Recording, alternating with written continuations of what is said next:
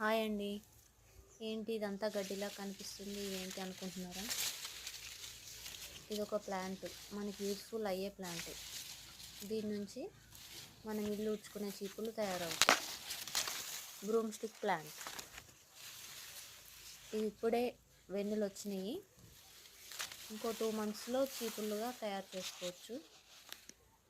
ఇది చాలా ఇంట్లో తయారు చేసుకునేవి చాలా ఎక్కువ రోజులు మన్నుతాయి. చాలా స్మూత్గా ఉంటాయి. వీటి పట్టుకొని చూస్తే ఇలా ఉంటుంది, కుచ్చులాగా. ఒక 7-8 కుచ్చులు అయితే ఒక చీపురు అయిపోతుంది. ఎలా ఉంది? నచ్చితే లైక్, షేర్, సబ్స్క్రైబ్.